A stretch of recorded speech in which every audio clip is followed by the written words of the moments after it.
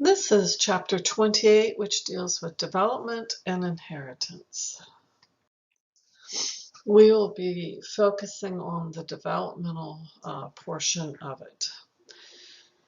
So starting with fertilization, the zygote is the cell that's formed by the union of the sperm and the oocyte, and it's a diploid cell. Remember, the sperm and the oocyte were both haploid, meaning they both had half the number of chromosomes. For humans, that would be 23 chromosomes. So the zygote, because of this fusion of the sperm and oocyte, it now becomes diploid, meaning it has 2 copies, or for humans, 46 chromosomes now. The sperm can survive in the uterine tubes for about 3 to 5 days, in that range. But the oocyte can only survive for 24 hours after ovulation. So if it is not fertilized within 24 hours, it is going to die, disintegrate, and be shed during menses. The sperm has to go through a process known as capacitation or priming. And what that does, it's going to enable the sperm to be able to penetrate through the outer layer of the oocyte. The oocyte has multiple layers. The actual oocyte is interior and it's surrounded by several different layers of cells. So the sperm has to be able to penetrate through all those outer layers. And that process is going to be assisted by a lot of the fluids that are present in the female reproductive tract. What attracts the sperm to the oocyte? How does it know where to find it? Basically, it's a chemical, what we call chemotaxis, positive chemotaxis. Chemicals are released by the oocyte that will attract the sperm to it.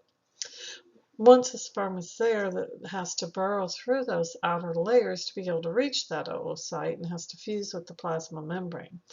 Once it does fuse and with the plasma membrane of the oocyte, penetration by any additional sperm is going to be prevented and inhibited. Remember that there are literally millions of sperm that are released, and so hundreds of them end up near the oocyte, and they're all working to start to break down these outer layers to reach that oocyte that's here in the middle.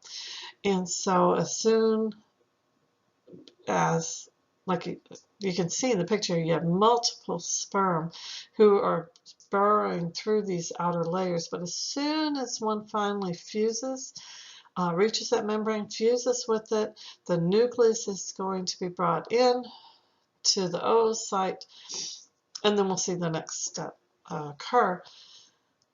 And that's when then any of these additional sperm will be prevented from fusing and entering and fertilizing essentially the oocyte. So as you can see from this picture, the first sperm that reaches the oocyte is not going to be the one that fertilizes it.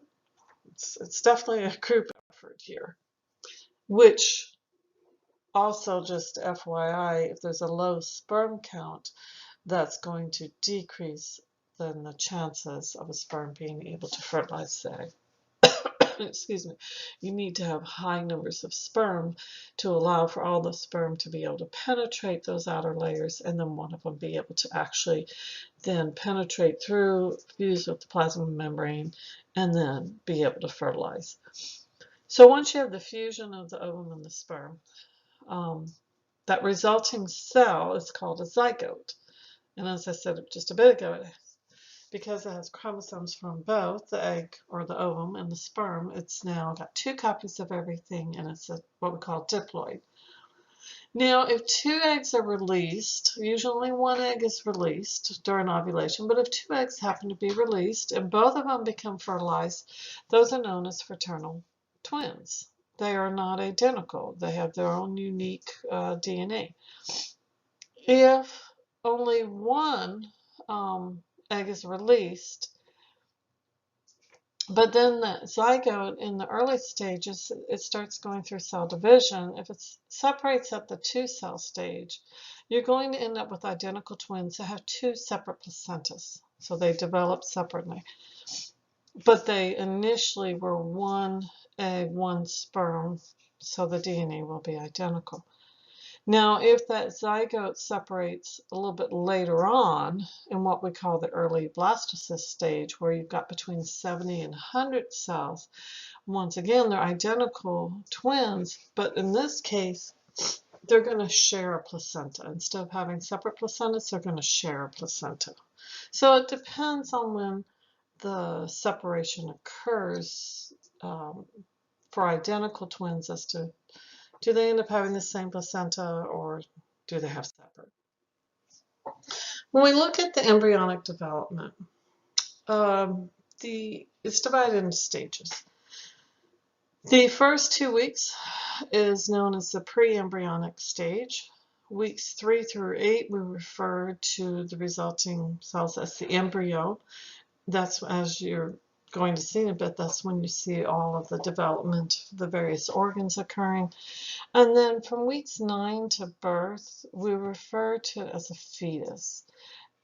The difference between the embryo and the fetus in that terminology is just in the embryonic stage, you are developing, as I just said, the organs. From the fetus stage till birth, most of the basic, or what you call the rudimentary structures, are formed, and it's just growing in size. So that's what part of the distinction is. Are all of these organs functioning as soon as they are formed? No, they are not. Some of them are partially functioning, but they are formed. So if we look at the pre-embryonic stage, the zygote, so you had fertilization occur. Remember that occurs in the uterine tubes or fallopian tubes. The zygote is going to go through very rapid cell division, and it's going to be traveling down towards the uterus. After about 3 days after fertilization, you have what is the zygote. Some people call it the conceptus. It's about a 16-cell mass of cells, and it finally reaches the uterus. It's going to continue going through cell division, and it's going to be kind of floating around in the uterus, and usually by the end of the first week, implantation occurs. If implantation is not successful, then that blastocyst is going to be shed during menses. And this actually happens a lot more frequently. Some numbers have it as high as about 65% of the time. Obviously, a woman would not even know at this point that she technically was pregnant. If implantation is successful, then you start to see the production of the human chorionic gonadotropin, or HCG. That is what is commonly referred to as the pregnancy hormone. And so that production begins once implantation has occurred. And so in this diagram, it is just showing you have ovulation occurring. Here's your oocyte. Right here is the sperm. You have, just for ease, they're just showing one sperm, but you have fertilization occurring, and then you start to have that cell division occur. There are minor, small, like peristaltic movements that are moving this down, because if you're wondering, well, why doesn't it go out this way? The movements are flushing it down here towards the uterus, and here you are now at the blastocyst stage. Like I say, it's going to float around, and then and all of these days are days from fertilization. So now you finally, about a week, you've got implantation occurring here now, finally in the uterus. In terms of some of the membranes, there are several different membranes that are formed that are going to be helping to support that developing embryo. By about week 4, the placenta is starting to form. It's not fully formed and not fully functioning, but it will start in the formation. And as long as you know the placenta is not there right away, it will eventually help to nourish the embryo. By about week 3, the developing embryo also has 3 layers of cells that are going each layer is involved with developing into specific structures. So they're going to be involved with forming all the various organs of all the different organ systems. In terms of the actual placenta development, initially the first couple of weeks, the endometrium is what is nourishing that embryo because it's implanted on the endometrium. From weeks 4 to 12, the placenta starts to take over. So it takes time because it's got to form, it's got to get fully developed, etc. You also have your umbilical cord. The umbilical cord has 3 blood vessels in it. It has 2 arteries that are carrying deoxygenated blood and waste from the fetus back to the mother, and 1 vein that is carrying oxygen and nutrients from the mother to the fetus. The placenta is going to be usually completely developed somewhere in the range of week 14 to 16. It's going to provide nutrition. It's going to provide respiration, excretion, and endocrine function. Now, the placenta is permeable to various, especially fat-soluble items. It's permeable to alcohol, nicotine, barbiturates, and other drugs, which is a problem with the mother needs to be careful of what she takes in because some of those compounds may be toxic to the developing fetus, and it can cross the placenta. Antibiotics can also cross, and unfortunately several pathogens, several disease-causing microorganisms can also cross that placenta and cause infection of the developing embryo or fetus, depending on the timing, depending on what microorganism it is, and the timing of when in the pregnancy the infection occurs. Sometimes the results can be disastrous. So this is just showing the placenta, as you can see here, the developing embryo here with the blood supply. You can see the placenta, the other supporting membranes and organs like the yolk sac, which provides nutrients until the placenta is fully developed. The amniotic fluid, which is helping to provide protection for the developing, that will remain throughout the pregnancy for the developing fetus. One thing I just want to point out here, excuse me, is that as you can see here is the umbilical cord with the arteries and veins. So this is the fetal blood supply here. Now, this is the mother's blood supply. They will come in very close contact, but there is not actual mixing of the maternal blood with the fetal blood. They come very close, so you can have that exchange occur, similar to what you saw with the capillaries, say the pulmonary capillaries, the exchange between the oxygen and the alveoli and the blood and the CO2. So they come very close, but they do not actually mix. So that's why it's possible for the mother to have one blood type, excuse me, in the developing fetus. It's going to have a different blood type. Organogenesis is the development of all the organs. As I mentioned a bit ago, the rudimentary structures occur within the first 8 weeks as far as the development of them.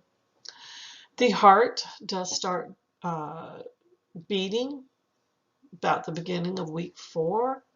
Some people say about week 3, but certainly by week 4, the heart is beating. It's not initially pumping blood. The blood is being pumped by week 5. It has to wait until the liver starts producing those red blood cells. If you don't have red blood cells, it's kind of hard to pump blood.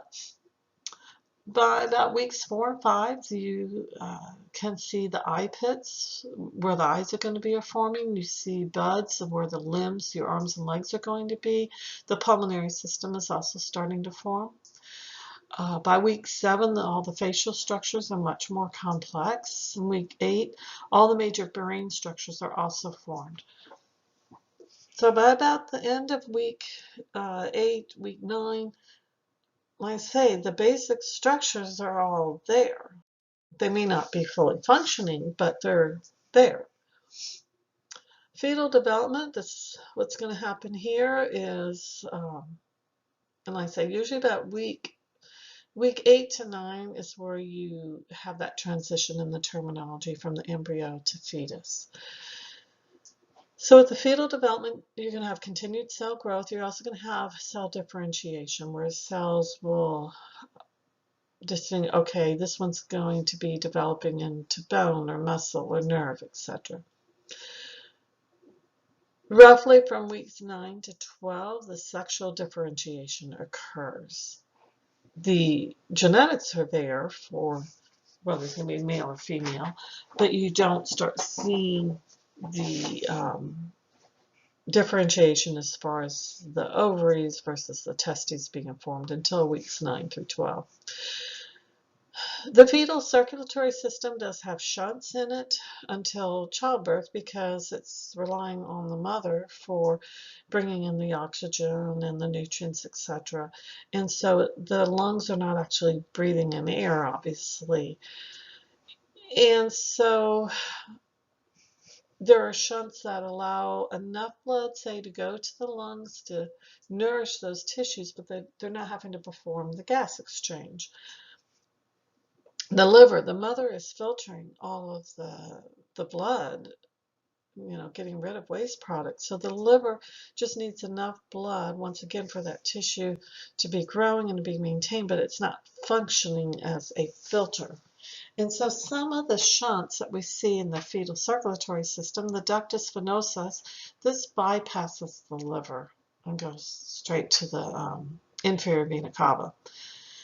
The foramen ovale shunts from the right atrium directly to the left atrium.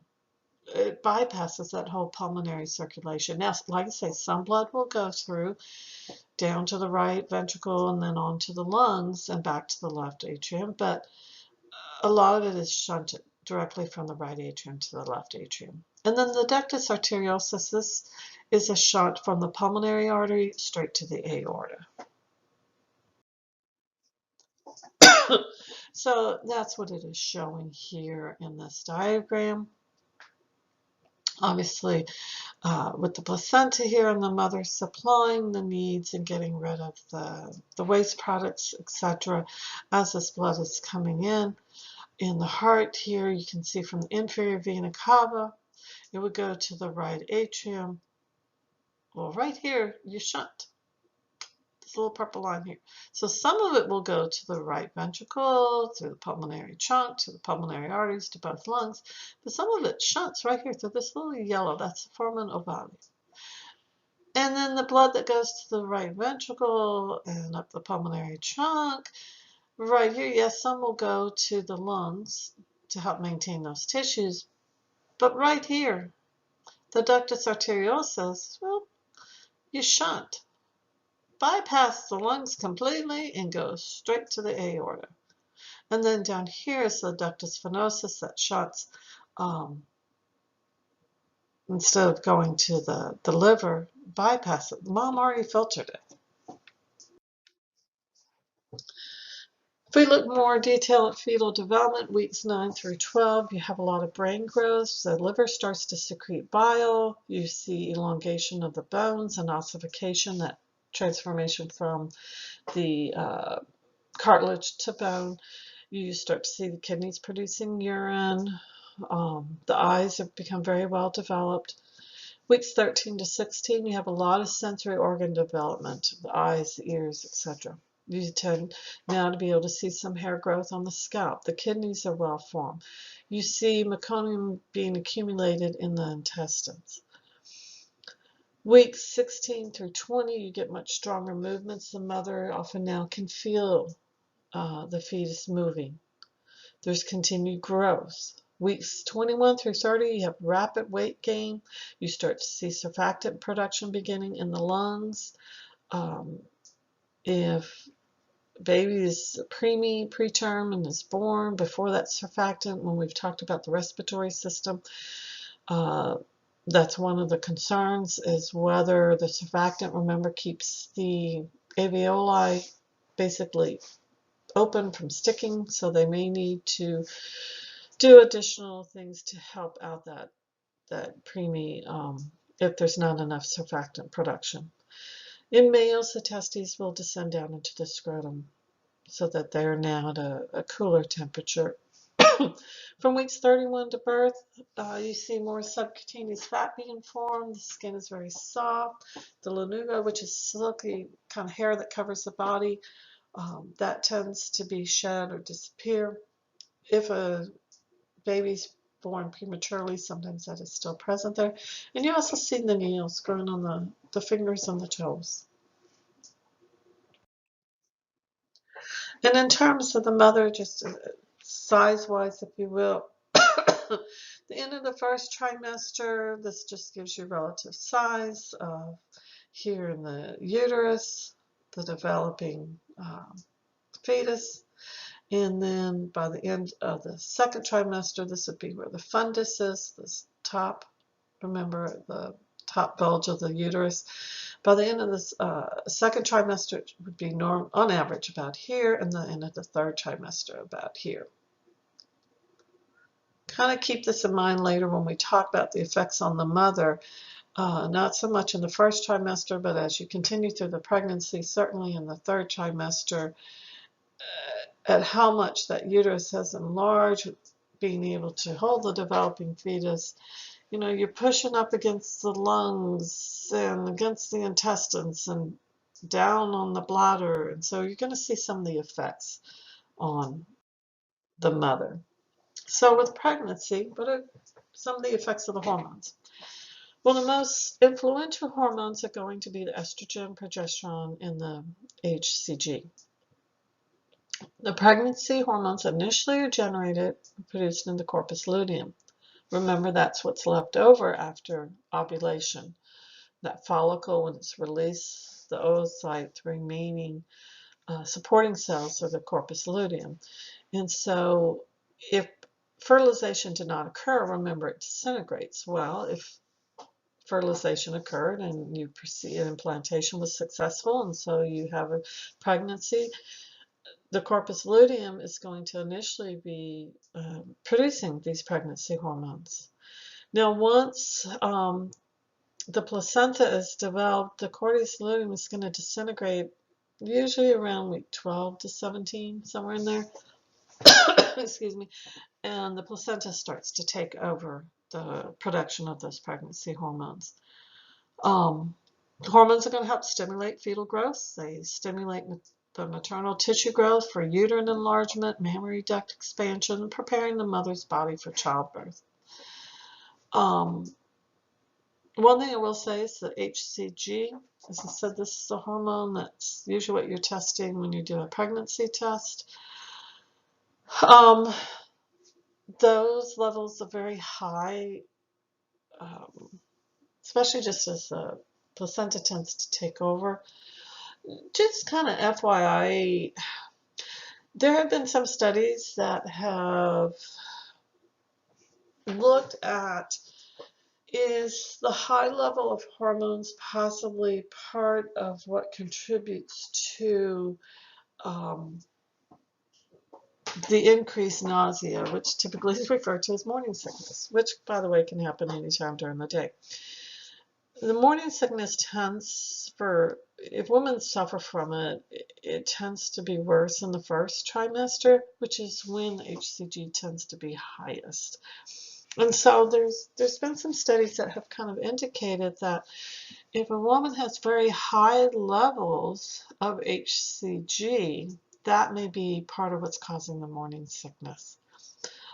Because this hormone with the estrogen and progesterone are helping and are so influential in maintaining the pregnancy, helping to get it established, that there's also been studies that kind of indicate if a woman has high levels of these hormones, it may put her at a reduced risk for miscarriage.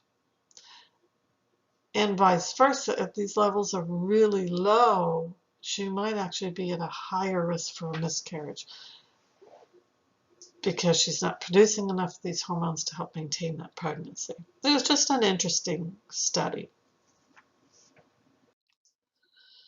Weight gain. Weight gain is going to be due to the growing fetus, the enlarged uterus. You've got increased amniotic fluid that the fetus is growing in, the placenta, the breasts are going to enlarge, so you've got additional breast tissue now, and certainly have increased blood volume because the mother's having to provide all these extra nutrients and basically not only providing nutrients and oxygen and all the transport that the circulatory system does for her body, she's doing it also for the developing fetus, so there's increased blood volume. And this gives, on average, the weight gain. Obviously, it varies by individual. It varies by pregnancy, even. So, on average, the fetus 7 to 8 pounds. I say for some it's less than that, some it's more than that, and what the total weight gain may be. And these ratios may change a bit. I know, and just as a point of reference of how it can change, my first child was over 9 pounds. My net gain was only 16 pounds, but I also was very sick and was in the hospital because, we'll just say for me, morning sickness lasted 9 months.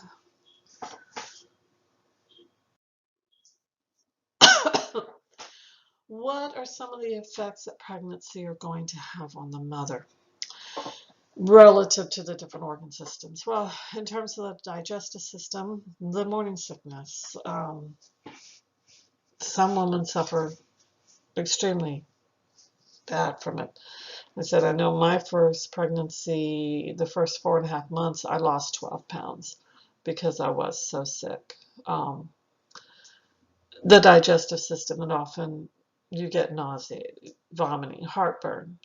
Throughout the pregnancy, especially later in the pregnancy, some women have problems with constipation because the developing fetus is pushing down on the intestines.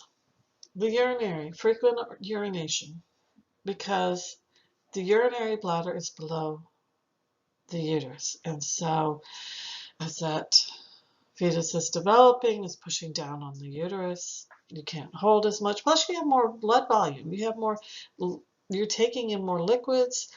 You're producing more liquids, more waste products. You're emptying not only your waste, but the fetus's waste, so frequent urination. In terms of the circulatory system, you tend to have increased pulse and increased blood pressure because you are dealing with this increased blood volume, just double duty basically. Some women have issues with varicose veins and hemorrhoids. In terms of the respiratory system, because especially later in the pregnancy, the fetus is pushing up, there's nowhere to go, it's pushing up on the lungs, you may have shortness of breath. You may have increased mucus and get increased nasal congestion. In terms of the integumentary system, oftentimes you end up, because of the increased weight, stretch marks are going to occur. Stretch marks are due to connective tissue that's below the dermis layer that gets torn.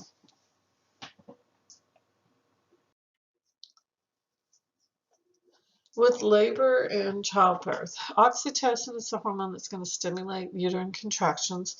It's one of the ones that operates on positive feedback. So as oxytocin is released, you start to have uterine contractions, and as the contractions get stronger, it stimulates the release of more oxytocin, which is going to stimulate stronger and stronger contractions until childbirth occurs. Now, there are different stages of childbirth. There's 3 stages. The cervical dilation stage, this is the stage where the cervix has to dilate to allow for childbirth to occur. It dilates to 10 centimeters. That allows for, basically, the head, ideally under optimum conditions, for the head to emerge first. How long does this stage take? It's really going to vary from woman to woman, from pregnancy to pregnancy. Standard rule of thumb, though not always, is that typically with each pregnancy, that amount of time should decrease. The expulsion stage, that's when the fetal head first enters the birth canal until the birth occurs. Once again, the amount of time here, ideally you don't want it too long, but it will vary from one woman to another. You'll cut the umbilical cord, they'll aspirate the mucus from the mouth and the nose, and then the newborn takes its first breath. And then the third stage is afterbirth. This is where you must deliver the placenta and all the associated membranes. Usually after childbirth, the uterine contractions will continue until the placenta is delivered. The doctor or nurses will look at it, and you might think, why? And they want to make sure it's intact. They don't want any pieces, they don't want it to tear while it's delivered and any pieces remain attached to the uterus, because that can lead to very severe internal bleeding. So this just shows the stages of dilation. Here's undilated cervix, and here it's fully dilated to allow for hopefully for the childbirth to proceed without any complications. If the newborn is not in this position, head down, then like if it's feet first, that is breech. Sometimes they can try to do different things to try to help turn, and oftentimes the fetus will turn naturally. If not, then they may have to do surgery. The second stage, as you can see, the expulsion stage, head first. Usually once the head is out, kind of turns, the rest of the baby just kind of slides out. And then the third stage is the afterbirth delivery. Like I said, the placenta is going to detach from the uterine wall and it will be delivered. Like I said, they will check to make sure that you don't receive any or have any pieces remaining. Now for the newborn, I mean, it's been in a nice, warm, comfy, mom's been taking care of it. It's nice and warm, all the food, everything's supplied, waste are taken care of.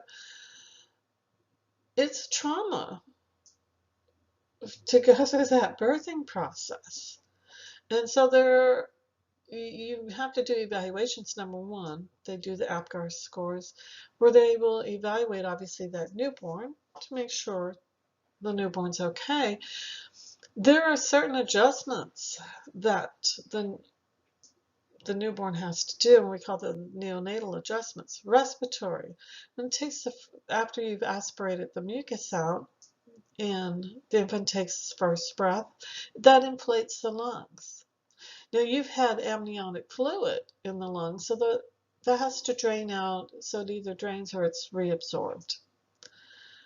In terms of the circulatory system, some of those shunts, they need to be closed down, if you will. The ductus venosa will degenerate and become the ligamentum venosa below the liver. The foramen ovale becomes the fossa ovalis in the atrium walls. The ductus arteriosus becomes the ligamentum arteriosum, so that you don't have that blood now going from the pulmonary artery just beyond the pulmonary trunk into the aorta. You've got to shut all of those down, or there's going to be severe consequences from it. In terms of thermoregulatory processes, a newborn produces heat very slowly, but it can lose heat very quickly. For the size of a newborn, they have a lot of surface area for the mass of the body, and so it's hard for them to maintain body temperature. So you have to be very careful that you don't want to overdress them, but you want to make sure that you're helping them as much as possible to maintain that body temperature. They do have what's known as brown fat, which helps them to maintain some But the other thing is, some of like the hypothalamus, some areas of the brain are not fully developed, obviously, at birth to be able to help with these regulatory processes. And in terms of the gastrointestinal tract, the intestines of a newborn is sterile. And so our intestines, we have natural microbial flora, or bacterial flora that exists naturally in a beneficial aspect. And so that has to become established, which as the newborn drinks its first milk, it's going to be getting some of those bacteria from mom, and or even if you say are using formula, whichever, it will eventually get that, but it just takes time to get that established. And this is just a diagram. Once again, just kind of review before birth. Remember with the shunts that are present in the heart, then immediately after birth, this closes to form the fossa ovalis, and then this closes. Now, because you need to get that proper blood flow to the lungs now that the lungs are functioning to become oxygenated and get rid of the CO2. And then once again with the liver, the ductus venosus, before birth, mom's taking care of filtering, but now that you're into this new world here, the liver of the newborn has to start taking over that function of filtering. In terms of lactation, producing the milk, ideally this provides the best nutrition. I will say this, not all women are able to breastfeed, and that's okay. You do what you can.